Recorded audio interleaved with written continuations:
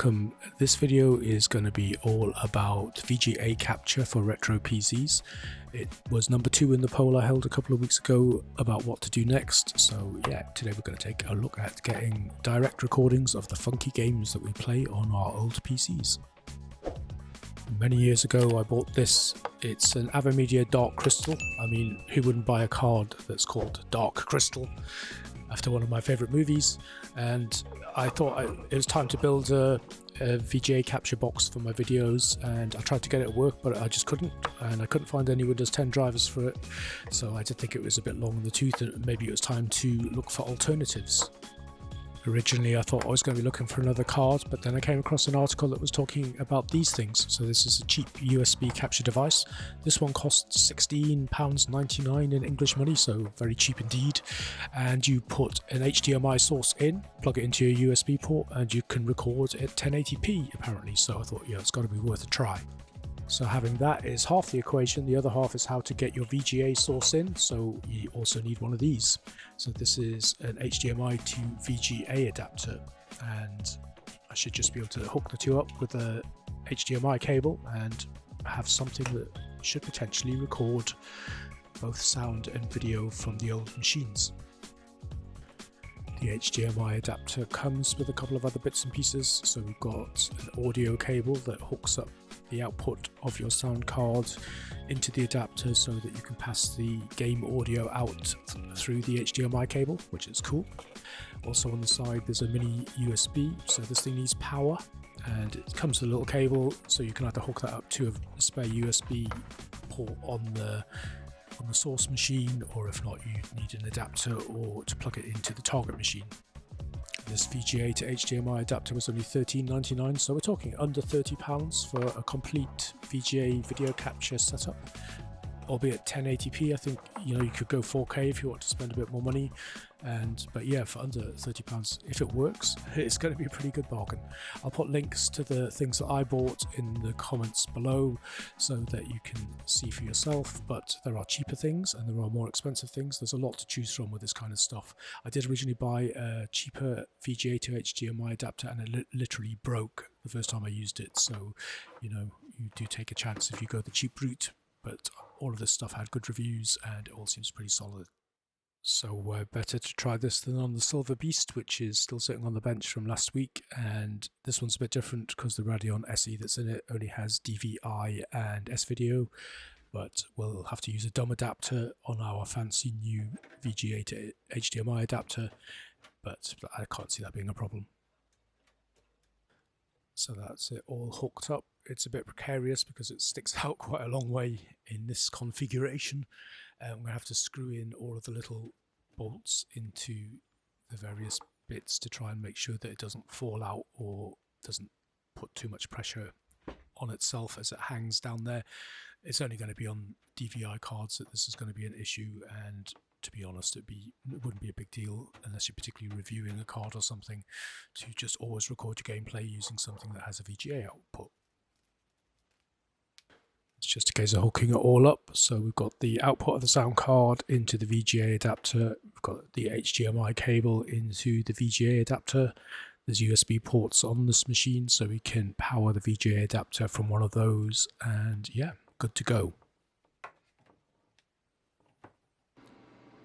And the other end is pretty straightforward. So we've got our USB capture device plugged into the laptop, we plug the HDMI cable into that, and this is all designed to work with OBS Studio kind of out of the box. So we just need to go in and create a video source, and really it should be as simple as that.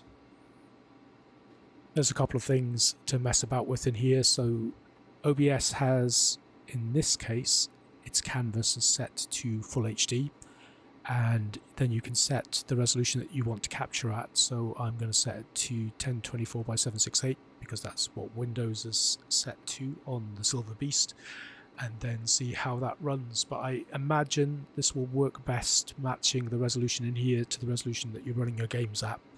I've got Sid Meier's Pirates loaded on Windows XP, not the old DOS version, the remake, and we'll see how that looks running at that resolution.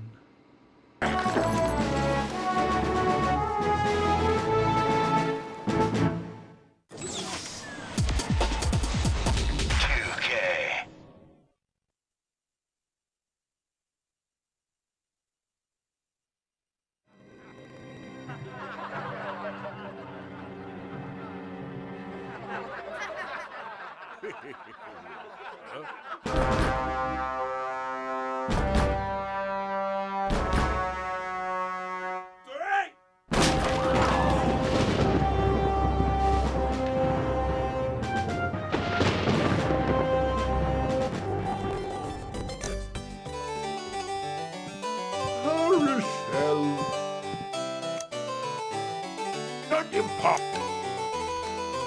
in hast or didn't hast.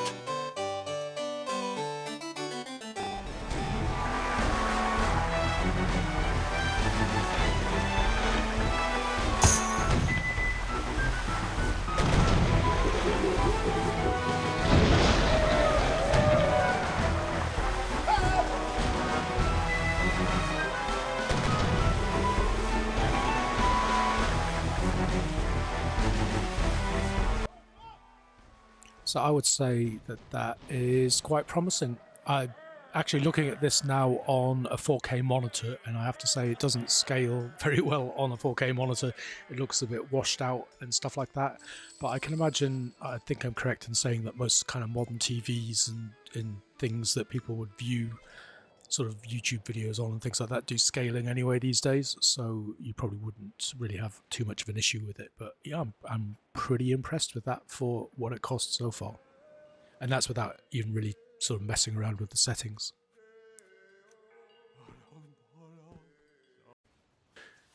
So from one of the more recent PCs in my retro collection to one of the older ones. Well, it's not actually that old. It was actually made in 1994, but this is an 8086 XT class machine with built-in VGA, and it's only got a 720k hard drive. So this is going to be old, early DOS games, and we'll see how it looks with this.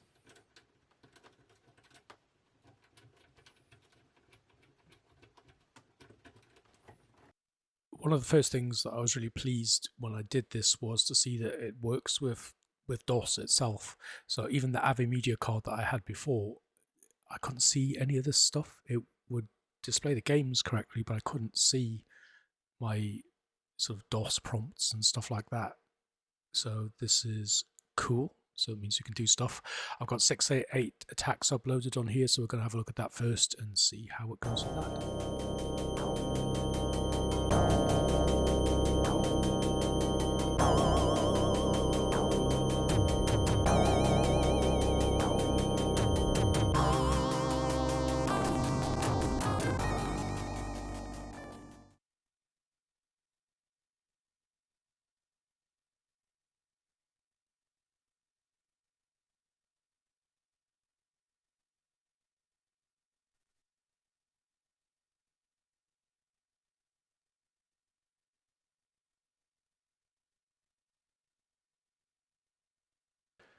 So that all seemed to work okay. I did notice when I was editing this that I must have dragged that a bit too far in OBS Studio, because I seem to have dragged it off the bottom of the canvas and snipped the bottom little bit of the screen off.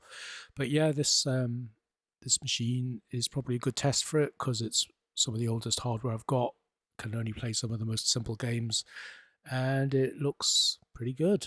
So I tried this as well with MiG-29M, which is got a great soundtrack, so it was already on this machine, so I thought I'd play it. But I do know that this machine is below spec for that, so the intro video is a little bit jerky, but that seemed to work okay as well. So I'm going to say that it's thumbs up for this little setup for doing some of the older DOS games, which is cool.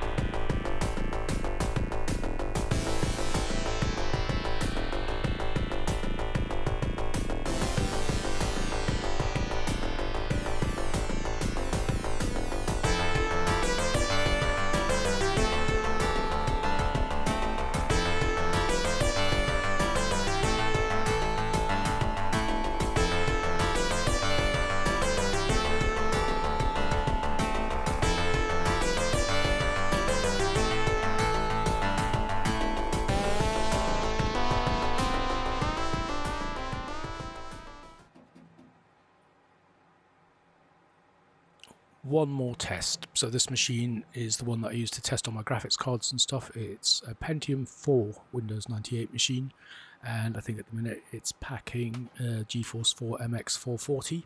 So it's got a VGA port, which is handy. No crazy extensions going on at the back. And I'm going to run a couple of games on this. I'm going to pay attention to resolution a bit more. I'm going to run a DOS game, and I'm going to see, whether it suffers any for capturing it at a resolution like 1024 by 768. I don't know whether it does any scaling or anything, but it'd be nice to capture it at a larger size that, looks bigger on the screen when you come to editing. But we'll see how that looks and see if it's really worth the trouble in a minute. So on this machine, we're going to try a game called Formula Carts. So this is a game that was designed for Windows 95 and 98. It was kind of Pentium era game. I think its recommended spec is a Pentium 90. And we're going to run it. I think its maximum resolution is 800 by 600. So we're going to run it and capture it at that and see how it looks.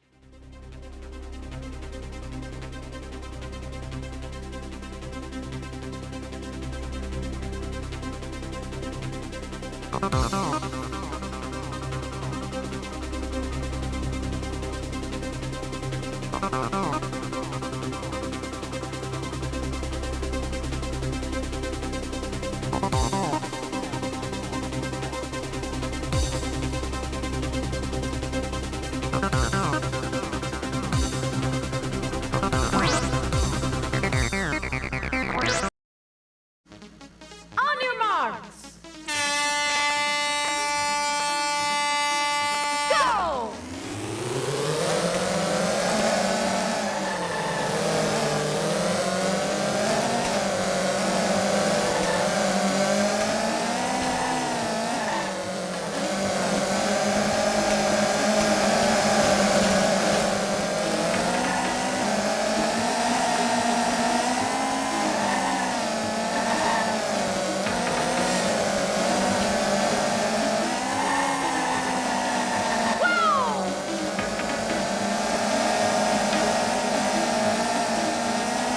Great lap!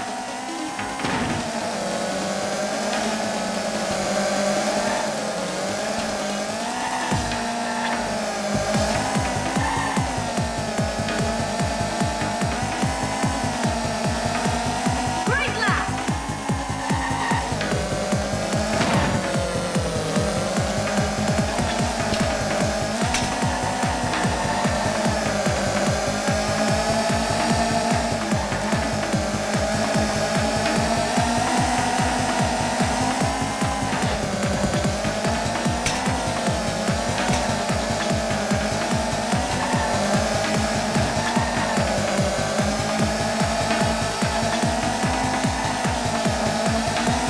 Final lap!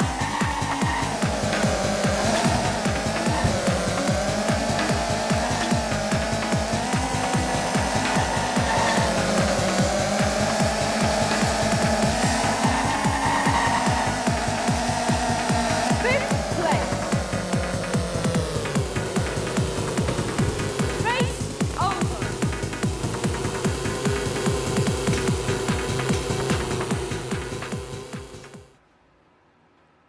And now for the final test, I'm going to run Rebel Assault 2 in its DOS version. So I've got the CD version, and there's both a Windows 95 version and a DOS version on there. The DOS version runs at its highest resolution is actually 640 by 400. So the closest we've got in OBS is 640 by 480. So I'll run it at that and capture it and see how it looks. And then I'll run it again, but this time I'll capture it at 1024 by 768 and see if it suffers much in the video, or if it pixelates too much or looks stretched and weird or whatever, and then we'll kind of see whether or not you can scale up on this thing at all.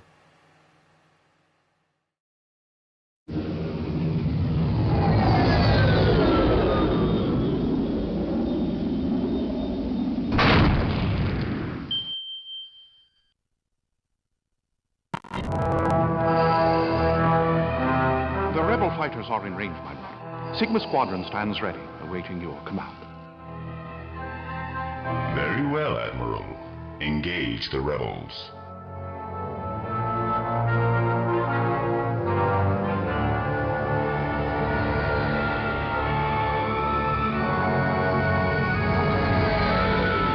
Nothing on my scanners, Commander. Copy that. Gen to patrol? Doesn't seem to be anything out here. I think this sector's secure. Let's take one more pass and get back to... They're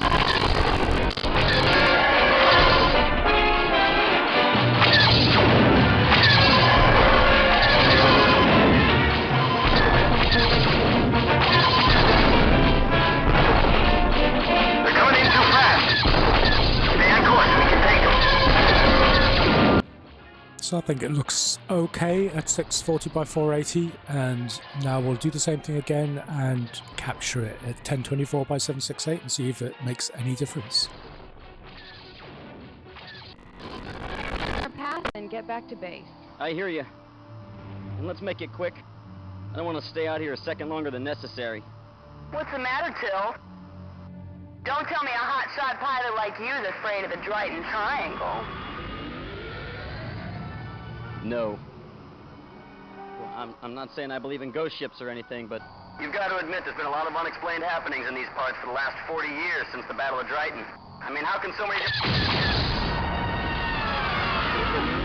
been hit! I lost my stabilizer! Jen! What are you doing? Watch it! Rebel control, emergency. We're under attack. Can you read us? Does anybody else? Watch your scanners for Imperial vessels. Too late, they've already seen us. I'm picking up a Womp Rat's nest of TIE fighters at 042 Mark III. They're headed our way. Copy that. Switch to attack mode. Veer to 229 Mark IV.